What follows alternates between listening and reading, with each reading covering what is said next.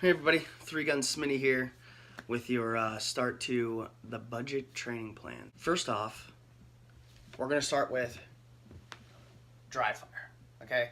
When I first started getting into competition shooting, in shooting in general, I sat in my bedroom, in my living room, hours, just dry firing, because the reason being is I can have more fun at the range having my basics and my fundamentals already done just by sitting in my bedroom for a couple hours, or maybe you don't have to do it so much. You know, you can drive for 30 minutes, 15 minutes. You know, you don't want to fatigue yourself. We'll get to that.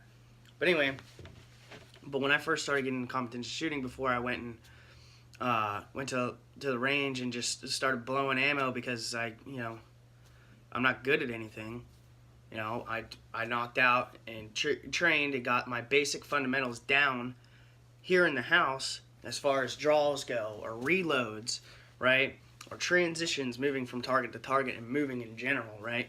So that's what you do in dry fire, is you get these basic fundamentals down before you go to the range, and that'll actually save you time, and it'll be less stressful or annoying because you can't hit anything, and and you're trying to move and you're not hitting nothing. You're just wasting ammo, basically. I don't want to waste ammo. I want to get my hits on target. So dry firing is definitely an essential to this whole budget plan, and it's just essential even if you're not on a budget. Dry firing is an essential part of training for shooting. Like, it is definitely a necessity, is getting the basic fundamentals down in the safe space of your home without using a single round. It's free. You need 10 to 15 minutes, maybe more. I do more. I do about an hour, maybe more, dry firing. But I got to dry fire 3 guns because I shoot 3 guns. So let's go over things that you need, and then things you could possibly want that'll help you with this whole dry firing at your house, and it'll help you speed up and do better. So good things to need for dry firing, right? You obviously need the things that you're gonna be shooting. So for example, I got my gun belt here, my competition rig, my pistol, and at least 2 magazines, right? And each one of these magazines has a snap cap in it, right? It's great for unloaded starts and all that. You can cycle around, you don't have to worry about going in the slide lock. And then I got my timer. Timer is a pretty essential thing, especially for competition shooting, because you need to get in the mindset of the second you hear that buzzer, you need to be pulling your gun or doing whatever it is you need to be doing. So, and it'll help you speed up time, trying to beat the timer. It's like a little game. You can make dry firing pretty interesting, In my rifle, I got a magazine there as well for unloaded starts. And then I got my shotgun, right? And as far as dry fire targets go, right? So these are from the Ben Stoeger Pro Shop, and these are great. They're exactly what I shoot in competition, and they're like $9 online, and you can build your own kit. You can get fake Texas stars and stuff like that. They're phenomenal training, but you can use anything. You can use anything you want. Some of these coins can be targets. This tail hook can be targets. My trophy over here could be targets.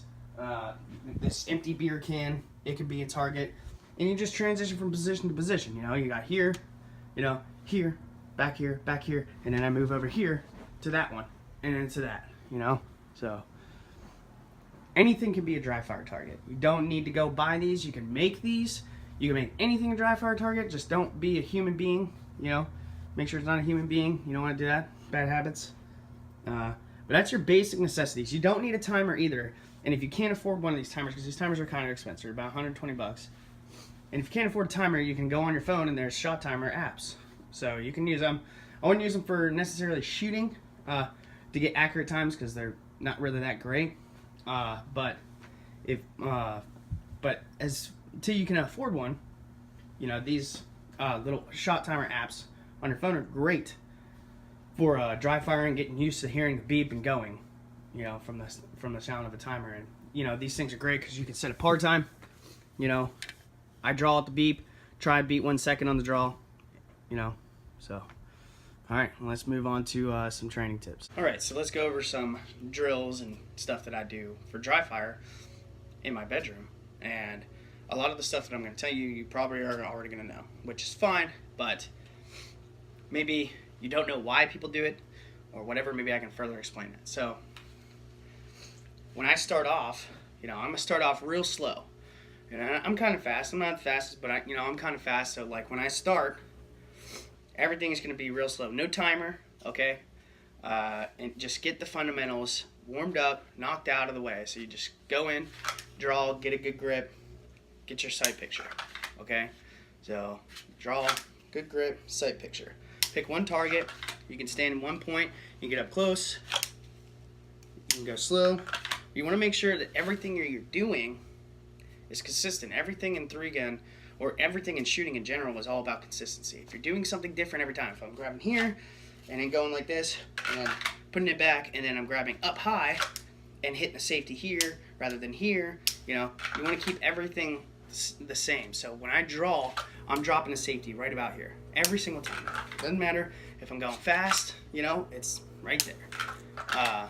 You just want to keep everything consistent. Consistency is key when it comes to shooting. Every single time, it doesn't matter. Consistency is key, okay? You want to do everything the same because it's going to end up being muscle memory. It's going to be a second, it's going to be, you don't even have to think about. Like reloads, it's going to be the same every time, so, but you don't, when you're first starting out, go slow. I see so many people who just want to go fast. Like the first thing they do is they're just like, how fast can I draw my gun? And you just see this shitty ass grip, right? And it's just like they're like slapping the gun and then they're just like,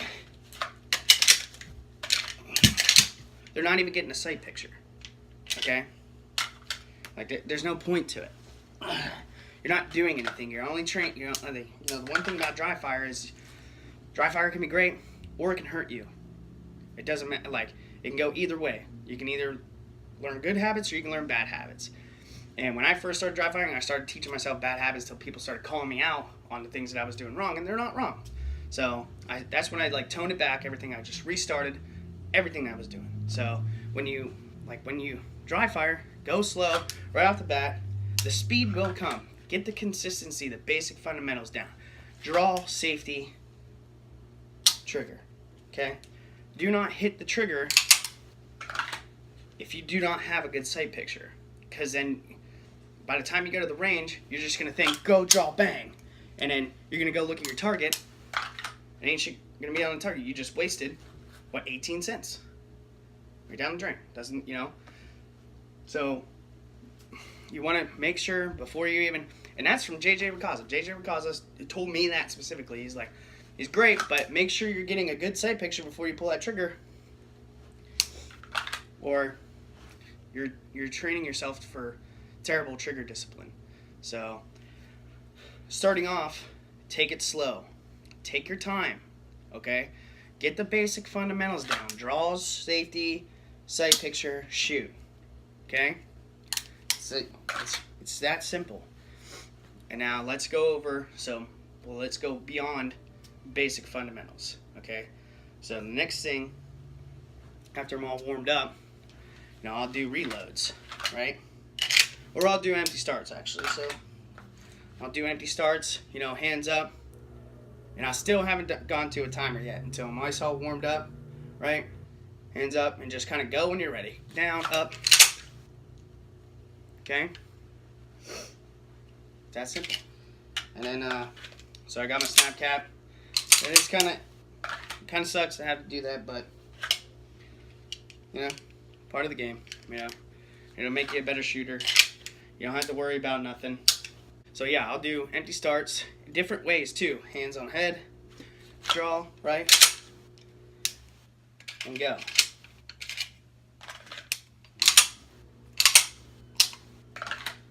Alright. Then, we'll move to reloads. Okay?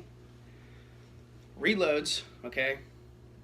Make everything consistent. Draw, bang, reload. Okay?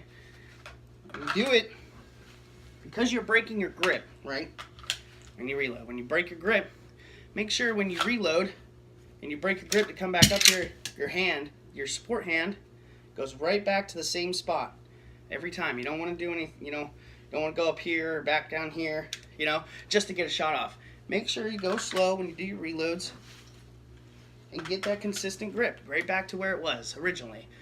Up, reload, right back to where it is, okay? So remember, consistency is key. Consistency is always key when it comes to all this. We'll do empty table starts, okay? You want to work every aspect of the competition world. You want to watch 3-gun matches. If you can't go on YouTube, watch 3-gun matches. See what people are doing, all right? So you got empty table starts, where your mags are sitting there. And you set up your mags, weigh your gun how you want it. Grab it, reload, bow, rack it, go, okay? So where these snap caps come into play. For 15 bucks, you can't beat them. They're great. Will work for a long time. Okay, so now that you've done your basics, you're starting to speed up, and you're noticing it's great, and it feels good. It'll make you want to dry fire as you start noticing how much you're improving over time. And videoing, now everybody wants to do a video for the Instagram. Who doesn't, right? I love doing it. But it's nice to look back on those videos to like a month later and seeing the difference that is coming out of just dry firing alone. And it will correlate over to the range. You will not understand how much dry firing correlates over to the range, right? So after you've gotten your fundamentals down, standing on X, everything you do is you have been doing right here. No movement, right? Reloads right here. It's time to start moving, okay? You got to go from spot A to spot B, right? You got to move, all right? Especially if you're going to shoot competition. There's not a lot of competitions where you're just going to stand still. And there's really not that many. So, especially if you're getting like IPSC, IDPA, USPSA, multi-gun, 3-gun, whatever, right? You're moving. You're moving everywhere you go. So you've got to learn to shoot on the move. You got to learn to reload on the move. Reload, right? Excuse me. In 3-gun, or any sport, there's a 180 plane, right? You break this 180, you're going home. You're getting DQ, right? So when you're training to move, make yourself a 180 plane, okay? Police yourself, okay? If I'm moving from here to over here, keep that muzzle discipline downrange all times, all right? Do that discipline in the house just like you would do at a range, all right? You want to make sure that you're training the way you're going to go shoot. You wouldn't do this at a match. Okay, you don't want to do that in your house either. Okay, you're training bad habits, so you want to train good habits. Good habits. This is my 180 plane right here. Boom. I got a target straight across from me too. Helps me make sure that I stay on that 180 plane. I don't break the 180. Okay, over transition. It happens. All right. So the next training tip is transitioning. So I was told about a chaos drill, right? So I got 4 targets here.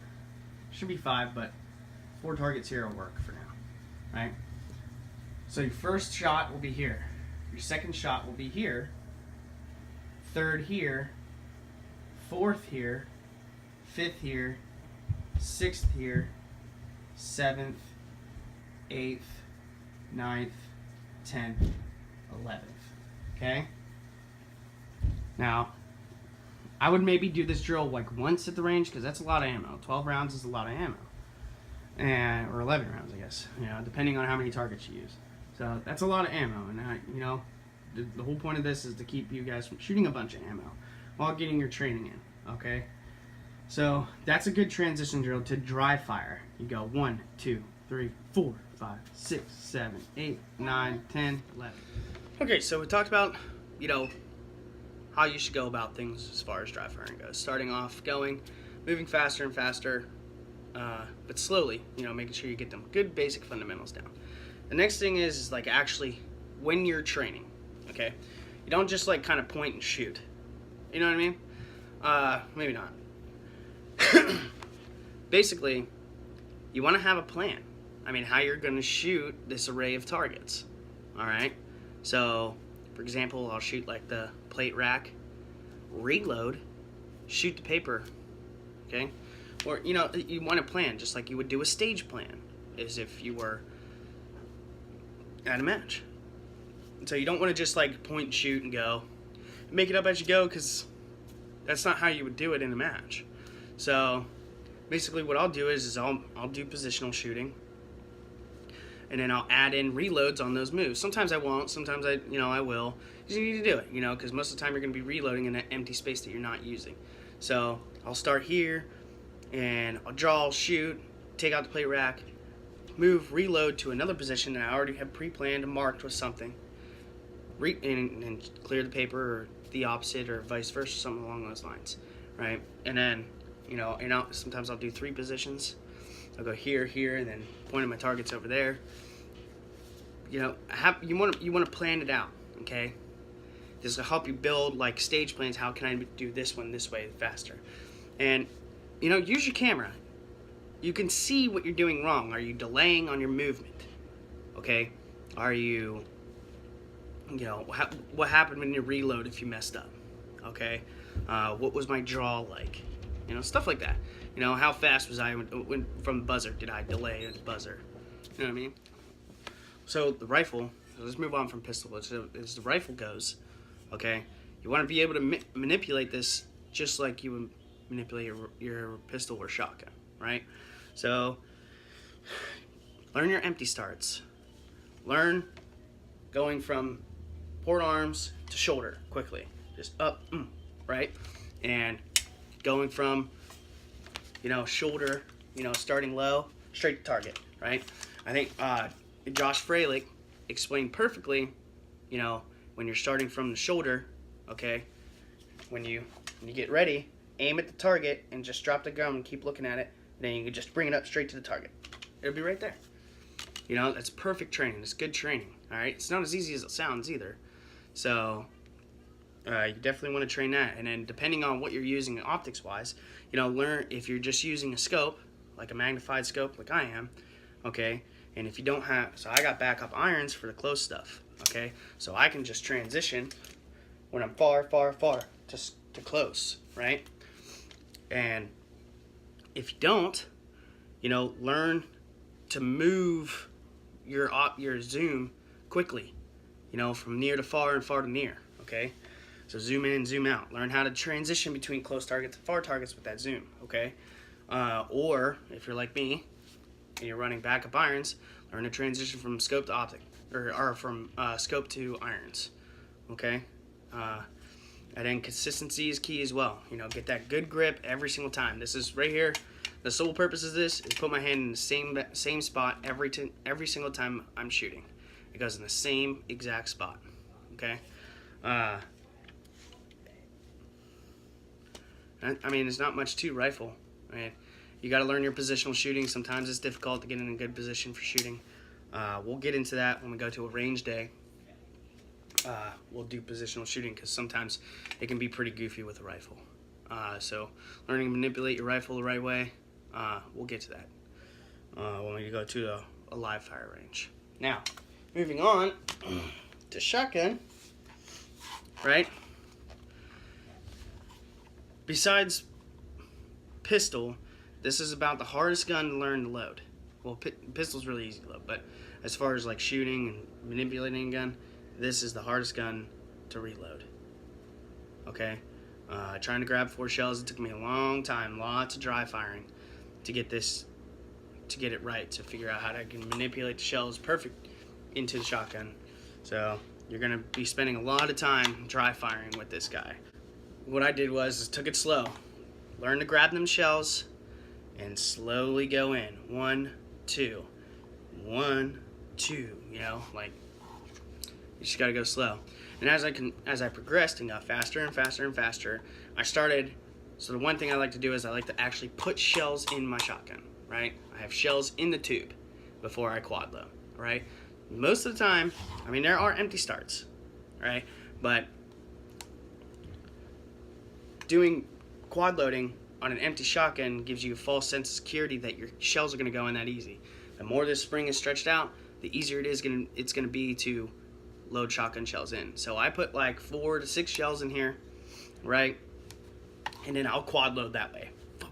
right? Depending on how much your gun can hold. You know, if you can only hold 8, do 4, maybe do 2, you know. But put some tension on that spring, give you like that real feel of what it's going to be like to quad load with rounds in your gun. And then make sure you incorporate moving. I mean, you're gonna be doing a lot of quad loading moving, but there is nothing wrong with standing still and doing quad loads until you get it down like pat, and then start moving from position to position and quad loading. Okay, and then make sure you do them empty starts. Okay, that make sure you know, quad load, drop, bam, rack. Learn those. Get this little button down, or wherever yours is, right? Learn to manipulate your safety. Train with your match saber. It is not as easy as it looks. It is definitely not as easy as it looks. Especially if you don't line it up right. It's not, yeah, it's a lot harder than you look, and then you think. So, then figure out which way you want to load. So this is strong hand, right? And then this is weak hand, all right? Figure out which way you like to load. I like going, you know, I can do both ways, but I really enjoy weak hand.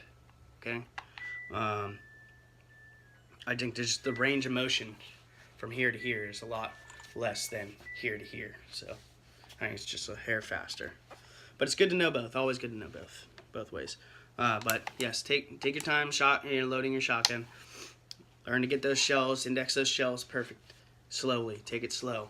The speed will come. You'll start noticing yourself speeding up, and then yeah, I mean that's about it for dry firing training. You know, look up some matches. Okay. All right, look up matches. You can look up my matches. You know, empty starts. You know, learning the transition from target to target. I mean, you're gonna transition with the shotgun. You're gonna transition target with your rifles to learn how to transition far, close, paper to steel, all that. Okay, you gotta train it all. You know, and that's about it, guys. And you know, glad to start this planning stuff with you guys, and we'll get to the range soon. But dry firing is the place to start. Dry firing, build your base, build your foundation in your bedroom, in your living room, in your gun room, whatever. Set up some targets, cut out some pieces of paper. I've seen people use dip cans, you know, just little pieces of printer paper, you know. Make up some stuff, all right? Figure it out and do it that way, and build that foundation for good habits, okay? Don't train for bad habits. Don't go straight from I haven't touched a gun to I'm gonna go a million miles an hour. Take your time, build the foundation, get consistency. Remember, consistency is key in shooting. If you're not consistent, you're not gonna get consistent shots, and you're just gonna waste rounds when you go to the range, okay? So take your time, get that good grip, good trigger press, good sight picture, bang, okay? Appreciate it, guys. Thanks for watching.